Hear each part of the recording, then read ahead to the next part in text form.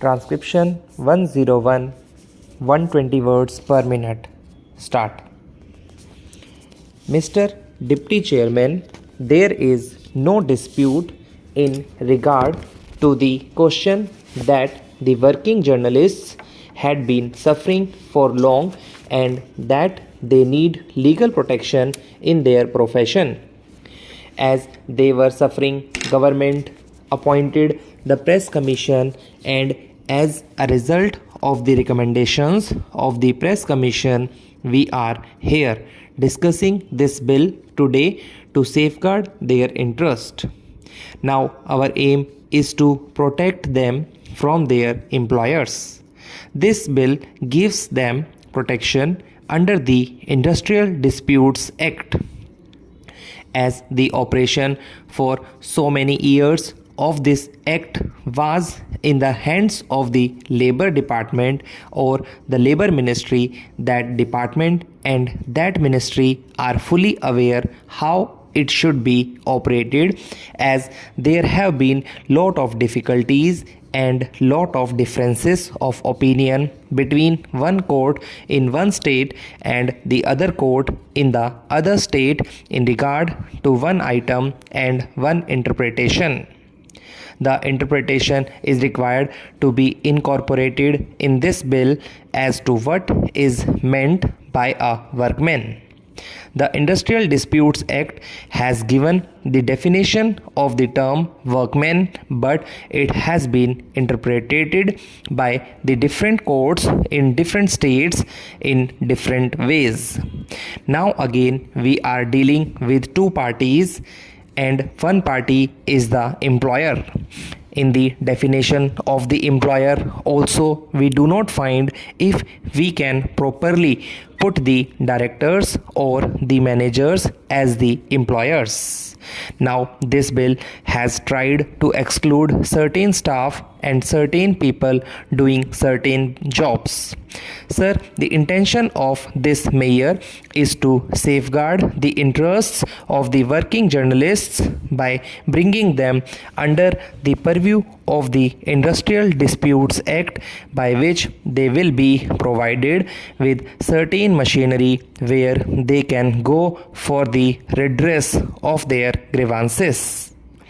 Sir, we must make sure that working the journalists may not be defined as employers instead of as workmen. If, as we say here, an employer is one who is employed in a managerial or administrative capacity, there is bound to be difficulty.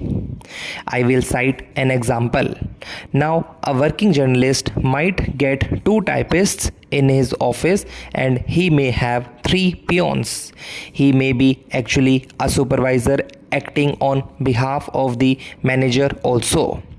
Now he is performing two jobs. He himself is working and he also performing the work entrusted to him by the manager or the managing director. If such a person has got any grievance, he goes to this machinery that is to be appointed under this bill and he is entitled to get relief.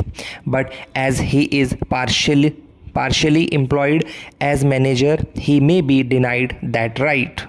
Therefore, I am afraid that whatever we may try to do, we must be very specific in this matter.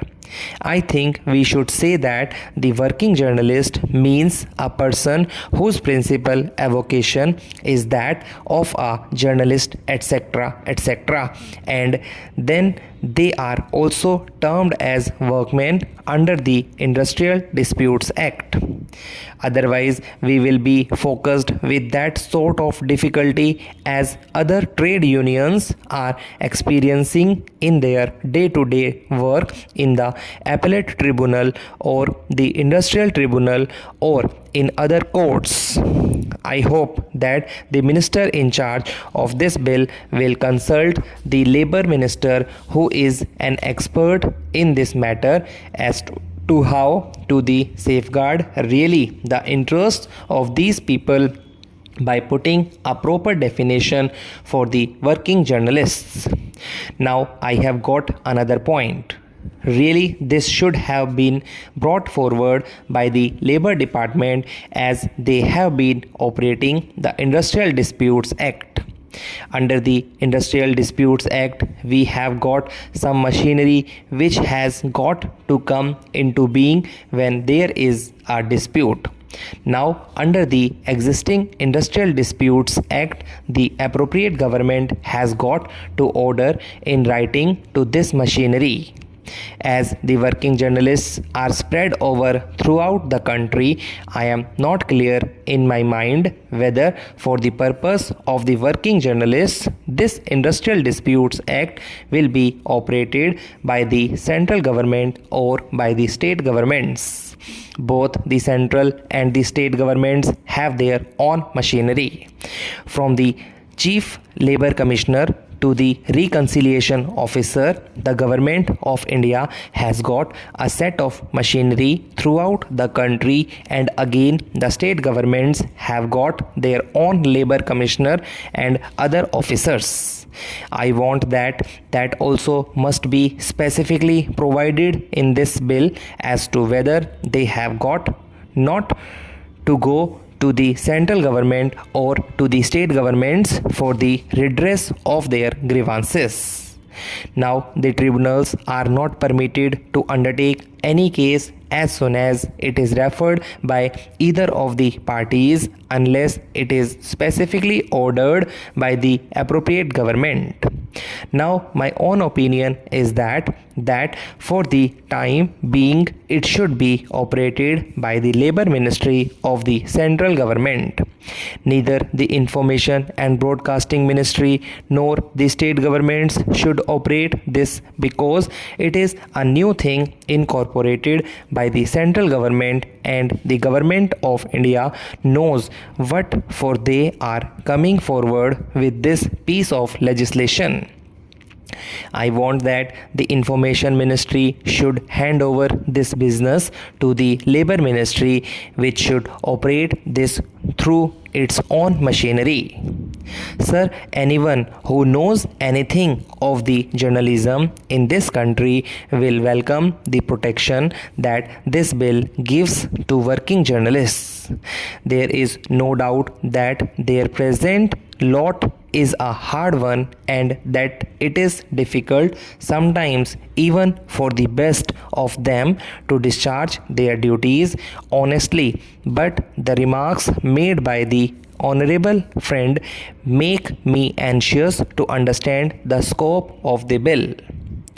My honorable friend spoke of the protection given to editors who expressed their views freely, even though they may be unpalatable to the proprietors of their papers. Sir, is it really the object of the bill to make the working journalists to decide the policy of the paper to which they are now attached?